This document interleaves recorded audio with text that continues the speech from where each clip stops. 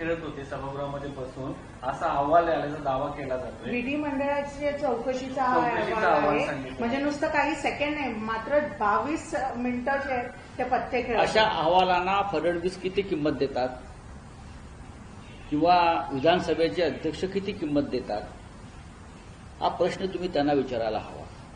अंदाज समितीचे अध्यक्ष अर्जुन खोतकर यांच्या पीएला धुळ्यामध्ये त्यांच्या खोलीमध्ये 1.5 कोटी 80 लाख रुपये सापडले. त्याच्या आधी 10 कोटी रुपये धुळ्यातल्या ठेकेदाराने जमा करून जालन्याला पाठवले. कोणासाठी पाठवले त्याची सुद्धा एक चौकशी आणि एटीएस वगैरे नाही. म्हणलं काय झालं पुढे. देवेंद्र फडणवीस ते घोषणा करतात कारवाईच्या, एटीएस स्थापन करतात. पुढे काय होत आहे. अंदाज समितीचा अध्यक्ष हा लाचखोर आहे, हे उघड झालंय. त्याला वाचवताय तुम्ही. विधिमंडळाचे अध्यक्ष वाचवतायत विधानसभेचे. आताही तेच आहे. म्हणून म्हटलं आणि हा नवीन एक फडणवीस ऍक्ट जो आलेला आहे की आपल्या लोकांना वाचवायचं, समज द्यायचे आणि सोडून द्यायचं, बाकीच्यांना तुरुंगात टाकायचं. विरोधकांचं प्रदर्शन या विरोध जो आहे तो कमी दिसतो का. मला असं अजूनपर्यंत रेझिग्नेशन का नाही, राजीनामा का नाही. बघा, असं सरकार निर्लज्ज असल्यावरती राजीनामा कसा होणार. सरकार जर निर्लज्ज असेल, सरकार भ्रष्टाचाराला पाठिंबा देत असेल आणि विरोधी पक्ष का राज्यपालांना जाऊन भेटला. या सगळ्या भ्रष्टाचारी मंत्र्यांच्या फायली घेऊन आम्ही लवकरच राष्ट्रपतींना भेटणार आहोत.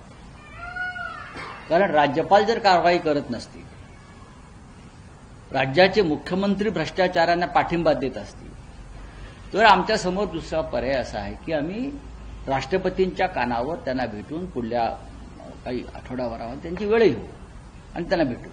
जय जवान पथकाला एंट्री नाकारलेली आहे. राज आणि रमेश शर्मा यांनी सलामी दिली आणि आता सरनाईक यांनी त्यांना एंट्री नाकारलेली आहे. ठीक आहे, हा आम्ही आमच्या लेवलला सोडवू ठाण्यामध्ये.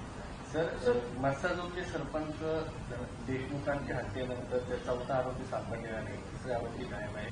पण धनंजय मुंडे यांच्या मंत्रिपदाच्या संदर्भामध्ये टीकावाद केला जातो. त्यांना पुन्हा एंट्री दिली जाईल. काय कुठे गेले. काय कृष्णा आंधळेच ना. कृष्णा आंधळेचं काय झालं. जसं 50 वर्षापूर्वी सामना चित्रपट आला होता जब्बार पटेलांचा, डॉक्टर श्रीराम लागू, निळू फुले त्यात होते.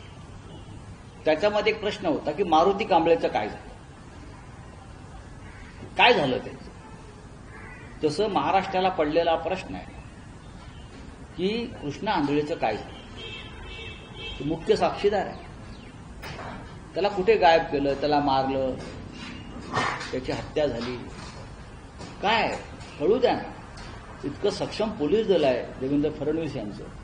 कृष्णा आंधळेचं काय झालं हा प्रश्नाचं उत्तर आम्हाला हवं आहे.